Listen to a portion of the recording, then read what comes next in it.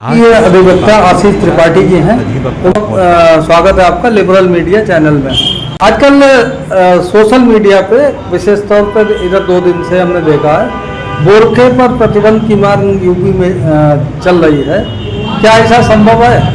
देखिए, social media की मांगों का तो कोई अंत ही नहीं है। वहाँ क्या बात चलती है इस पर टिप्पणी बहुत मायने नहीं रखती, न करनी चाहिए। लेकिन अगर आपका सवाल ये है कि क्या बोरखे पर प्रतिबंध हो सकता है जी, उसकी कानूनी स्थिति क्या है, अगर आप ये जानना चाहते हैं तो फिर बोरखा पहनने का जो सवाल है ये जोड़ता है व्यक्ति की स्वतंत्रता से कि व्यक्ति क्या इसे अपनी इच्छा से कपड़े पहनने के लिए स्वतंत्र है। एक सीधी सी बात है।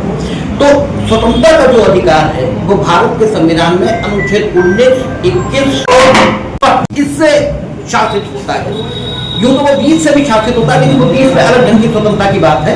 और ये जो बोरखे का प्रश्न है ये मुख्यतः जुड़े के 21 से और 25 से। अनुच्छेद 21 ये कहता है कि व्यक्ति को सारी स्वतंत्रताएं हैं, लेकिन कानून बनाकर व्यक्ति की स्वतंत्रताओं को सीमित किया जा सकता है। ये वहां दिया गया है अनुच्छेद 21 में। अनुच्छेद 21 में ये कहा कि विधि बनाकर, कानून बनाकर स्वतंत्रता सीमित की जा सकती है, लेकिन कानून ठीक होना चाहिए, रीजनेबल होना चाहिए। अब दूसरी बात उठती है कि अनुच्छेद 25 में धर्म की स्वतंत्रता का अधिकार है। मुस्लिम महिलाएं ये कह सकती हैं कि साहब हमारे तो धर्म में ये लिखा है कि हमें बोरखा पहनना चाहिए। तो ये धर्म का भाग नहीं है। पहली बात, आपकी पोशाक आपके धर्म का भाग नहीं है। आपकी पोशाक अलग बात होती है और आपका धर्म अलग बात होता है। मुसलमान कौन है? मुसलमान वो है जो हज, रोजा, नमाज, ज़कात करता है और जो इस बात पर विश्वास रखता है कि अल्लाह एक है और हज़रत मोहम्मद उसके पैगंबर है। जो इस पर विश्वास करता है वो मुसलमान है। वो कौन से कपड़े पहनता है इससे कोई मतलब नहीं। तो मुस्लिम महिला कौन से कपड़े पहनेगी इससे कोई मतलब नहीं है धर्म का। और अगर होगी, अगर मानिए धर्म से मतलब है तो भी अनुच्छेद 25 ये कहता है कि सदाचार, लोक व्यवस्था और स्वास्थ्य, इन 3 आधारों को लेकर आपके धर्म की स्वतंत्रता को भी सीमित किया जा सकता है। यही धर्मनिरपेक्ष राज्य का मतलब होता है। आप अपने धर्म की स्वतंत्रता का अबाध उपयोग करने को अनुमति नहीं है, अलाउड नहीं है। लोक व्यवस्था, सदाचार और स्वास्थ्य, इन 3 हेड्स में आपके धर्म की स्वतंत्रता को सीमित किया जा सकता है और इससे पहले किया गया है।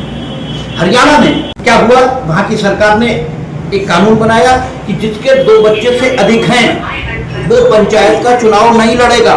Javed person state of Haryana इस मुकदमे में माननीय उच्चतम न्यायालय के समक्ष ये सवाल उठा कि क्या बच्चों की संख्या के आधार पर किसी को चुनाव लड़ने से रोका जा सकता है। तो माननीय उच्चतम न्यायालय ने इस कानून को ठीक माना और उन्होंने कहा कि चूंकि महिलाओं का स्वास्थ्य अधिक बच्चों को जन्म देने से खराब होता है, इसलिए इस कानून को पूरी तरह अधिनियमित कर सकती है, विधायिका बना सकती है और ये कानून पूरी तरह संवैधानिक माना गया।